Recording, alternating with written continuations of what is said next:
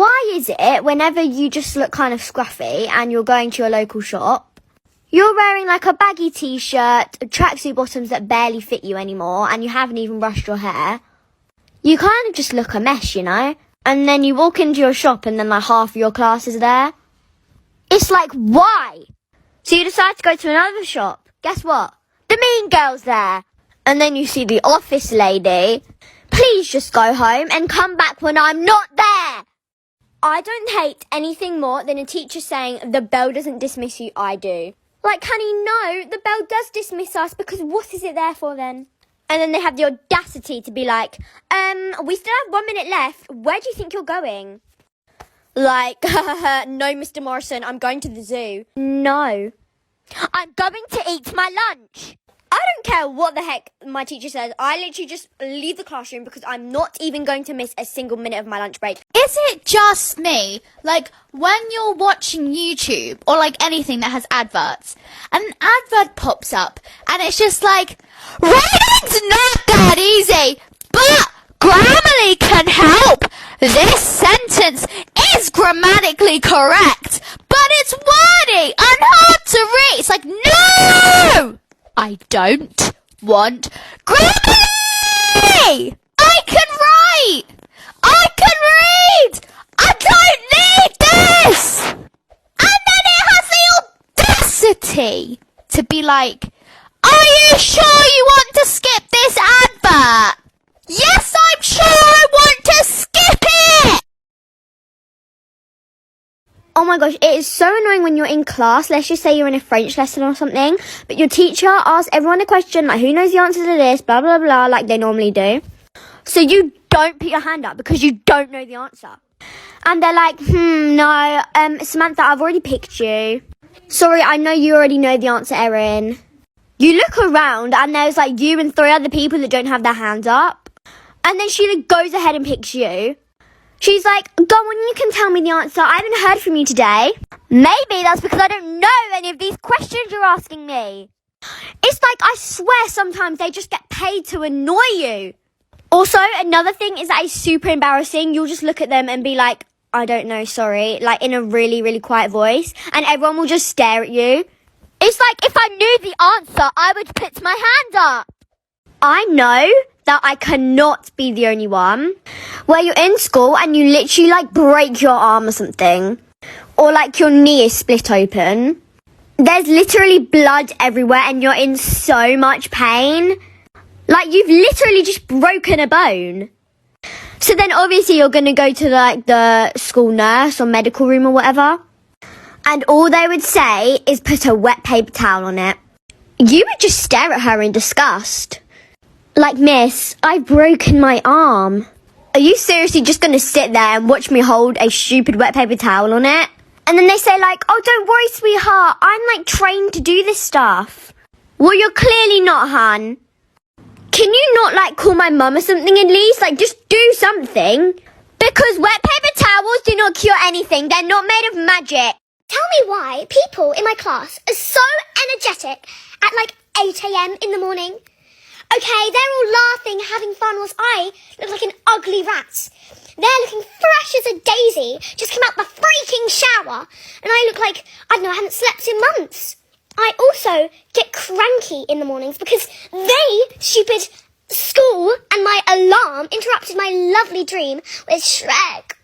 I do not understand in the slightest how I can literally be falling asleep, right? I cannot keep my eyes open.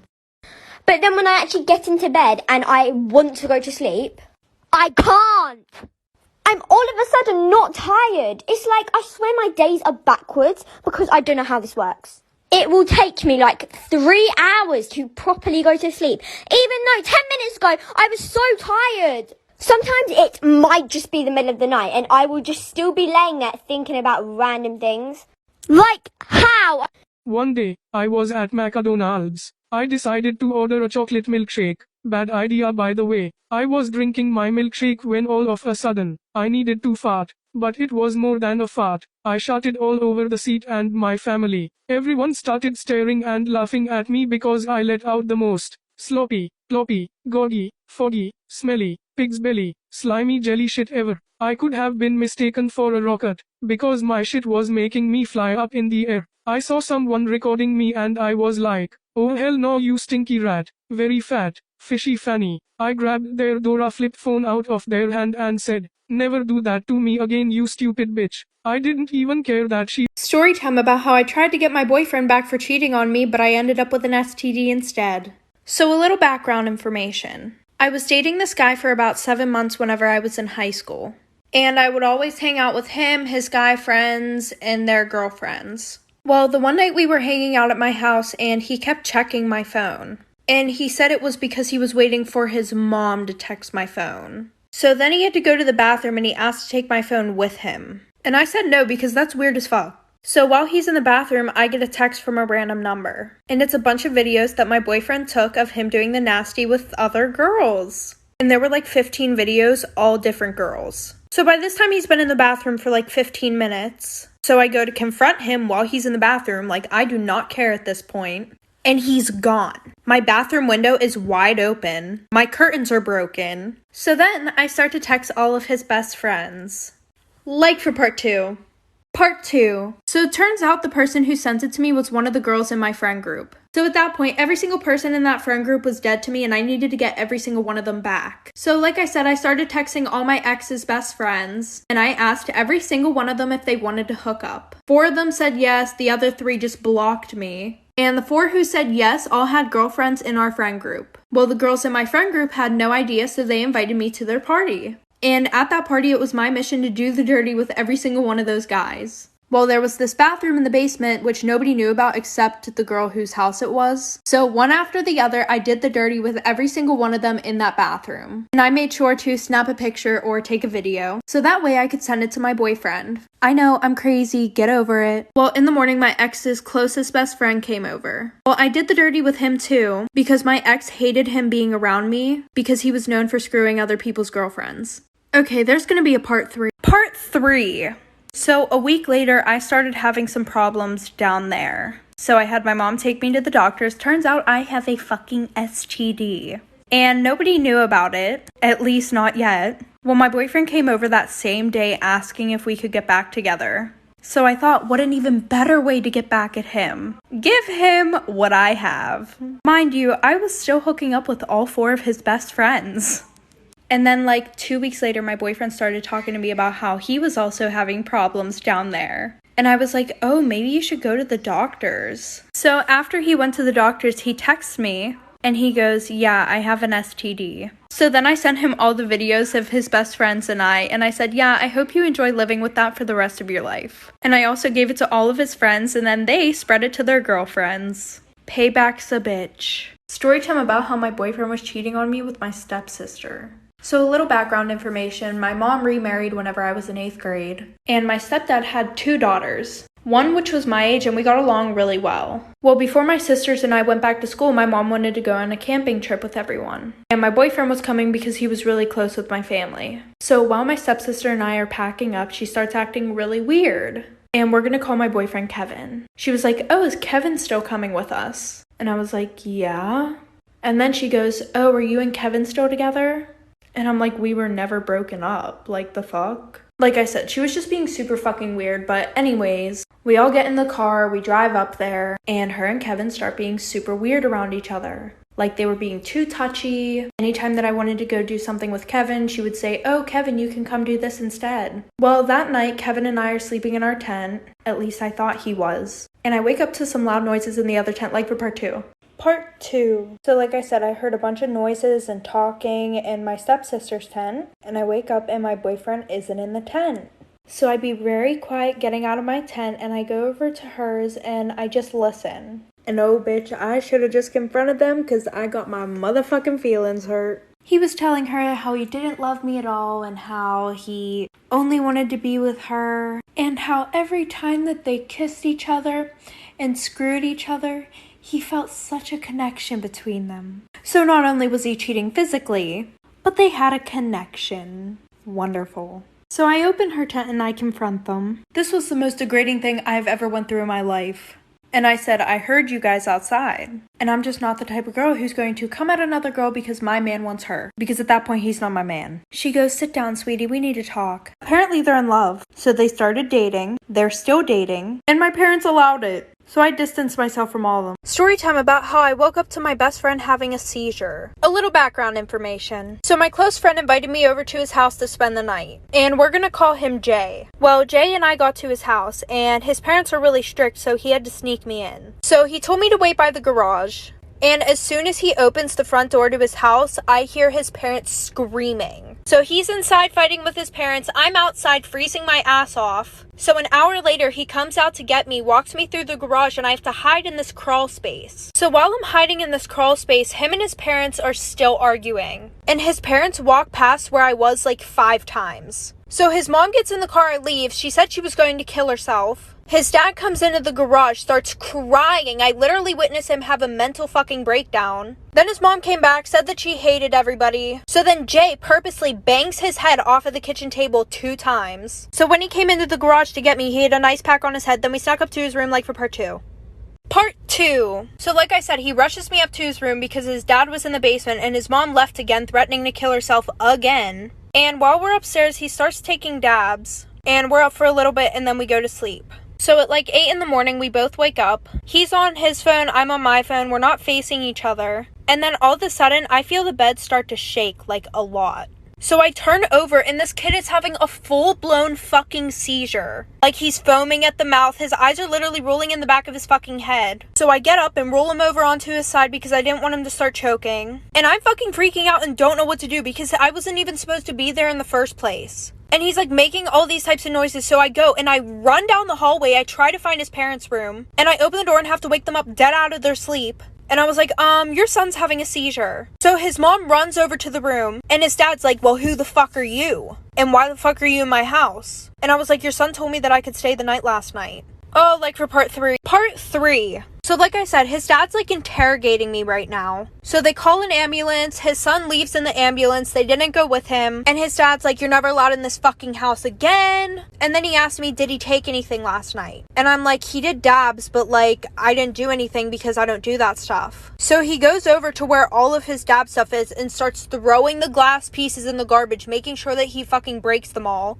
And his mom comes over to me to comfort me because I'm literally like fucking crying because this kid almost died right next to me. And she's like, it's okay, sweetie, like this happens to him a lot. But I felt so uncomfortable because he was like making it seem like it was my fault. So I hurry up and call my mom, and my mom doesn't get there till like 30 minutes because their house is a little bit further away. And for all of you wondering what happened to him, I don't know because this happened this morning. Story time about how I broke up my best friend and his girlfriend. So it was our sophomore year in high school, and my best friend and I had known each other since we were like 8 years old. And I've always had a crush on him. Like anytime he would get a girlfriend, I would try and break them up. And it would work. Well, our freshman year of high school, he started dating this one girl. Well, when he started dating her, he distanced himself from me because she didn't like how much time we were spending together. So a few months go by and my birthday's coming up. And mind you, within these past few months, we only seen each other like twice. And he had me blocked on all social media. Well, our parents were really good friends because we lived in the same cul-de-sac. So my mom invited him and his parents to my birthday party. So at the end of my party, my friends left and him and his parents stayed. And my parents really didn't care if I drank alcohol, so we had like a whole bottle of vodka to ourselves. So we're in the basement and we're taking shots together. Well, I got him super drunk and he fell asleep. And while he was sleeping, I went on his phone and like for part 2. Part 2. And I was able to get into his phone because he stole my fingerprint from when we were best friends. So I unblocked myself on all social medias. And there was an ottoman pushed against the couch. So while he was sleeping, I was able to go lay next to him. So while I was laying next to him, I took a few pictures of us. And I saved them in his camera roll. And I also sent one to his girlfriend. And it was about 1 in the morning. Well, she opened it right away, and then she started going off and would not stop calling his phone. So after that, I turned his phone off. So he started to wake up, and then we started drinking more. And then we started fooling around. And while we were doing the nasty, I took a video. But he didn't see it because the phone was in front of me. And I had his girlfriend on Snapchat. So what did I do? I sent the motherfucking video to her. So the next day, obviously, he found out what happened. So then he came over to my house to talk to me, and I told him how I was upset that she was keeping him from me. So he broke up with her and started dating me. Storytime about how I found out that my boyfriend was trying to get with another girl on Valentine's Day. Okay, there's a lot that goes into this story time, so let me break it down for you real quick. I was a sophomore and my boyfriend and I had been dating for about 4 months now, and he was a junior. Well, there was this girl that he was for some reason obsessed with in his Spanish class. She was a freshman, and I know you're probably thinking, oh, well, how did you know he was obsessed with her? Well, he would Snapchat this girl 24/7. Even his friends told me he was obsessed with her. So I talked to him and I told him I was uncomfortable with how much he was talking to this girl. And he said, oh, okay, I'm sorry, I'll block her. Now, I didn't ask him to do that, but it made me feel more confident in how he felt about me. Well, Valentine's Day comes around, and we didn't talk all day until he came to pick me up. I wished him a happy Valentine's Day and got left undelivered. So we get to the restaurants and we decide to put our phones at the end of the table so that way we would be more focused on each other. Well, he goes to the bathroom and then I see this name pop up on his phone. Like for part 2. Part 2. So, like I said, I saw this name on his phone, and there was something special about this name. So, whenever I kept streaks, I would put the word streak, and then an emoji, and then the person's name. And he got the idea that instead of keeping her name, he would put it as streak. So I was like, that's really fucking weird. And at first I was like, what the fuck? So I opened his phone, and what do you know? It's from that girl. And she was replying back to a big paragraph that he sent her. And we had school that same day. So at 6:30 in the morning, this girl got a big paragraph from my boyfriend about how she's such a beautiful, amazing girl and that she deserves somebody who's going to take her out and buy her flowers and stuff. And how if she wanted to go out to dinner, let him know. He took an extremely long time in the bathroom, so the waiter came to our table. So I ordered $300 worth of food for myself. So when he came back, I told him that I had to go call my mom, and I left. And he was stuck with a $400 bill. Story time about the girl who was absolutely obsessed with me in high school. So it was my junior year in high school. And I'm just going to tell you guys the first story of how I knew that she was absolutely obsessed with me and wanted to be me. Well, I had been dating this guy for like a month. And I sent him nudes. Well, my nudes got spread around the school. And everybody knew they were mine until this one girl, and we're going to call her Addie, started saying that they were hers. I guess one of my friends was talking about it in class and they were like, OMG, did you hear that her nudes got leaked? AKA mine. And Addie was sitting at the same table and she said, no, those are my nudes. And at first I thought this girl was just trying to be nice. I was like, oh, well, that's nice of her, you know. Like maybe she's just trying to say that so that way nobody will bully me, I guess. Well, the one day I texted her about it. And I was like, hey, like, you don't have to do that. It's fine. I'll take responsibility for it. I did it. And she was like, what are you talking about? Those are my nudes. Like for part 2. Part 2 about the girl who was obsessed with me. So like I said, she basically told me that those were her nudes. Even though I took the pictures and I knew they were mine. But I was like, okay, whatever. I'm not going to argue with her. Well, then I get a text from my boyfriend.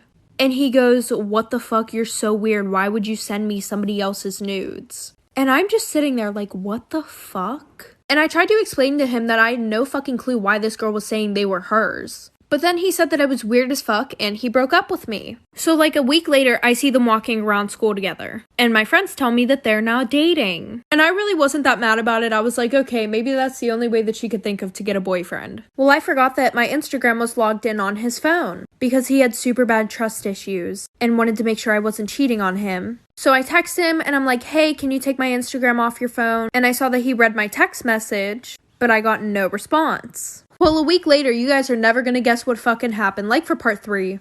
Part 3 about the girl who was obsessed with me. So like I said, I texted him and I got no response back. So I run into him the next day at school. And I'm like, hey, did you get my text? And he's like, text about what? And I was like, taking my Instagram off your phone? And he was like, oh yeah, Addie did it, don't worry. And I didn't think anything of it because, you know, I'm like, oh well, she's done torturing me. Well, I was very wrong. So in my first period, I went to go sit with my group of friends, because all 3 of us had that class together. And when I walk in, I realized that Addie is sitting in my seat. So I pull up a chair to the table, and they were all ignoring me and texting each other right next to me. So I was like, okay, what's wrong? And one of my friends goes, oh, nothing, just the fact that you DM'd Gigi and I's boyfriends, saying that we were whores and that they should date you. By the way, Gigi was my other friend. And after that, this bitch Addie has the nerve to make the comment, that's really fucked up. Why would you do that? So then I beat her ass and lost all my friends. Crazy ass story time about how I almost got away with sneaking out. A little background information. It was the summer of my sophomore year in high school,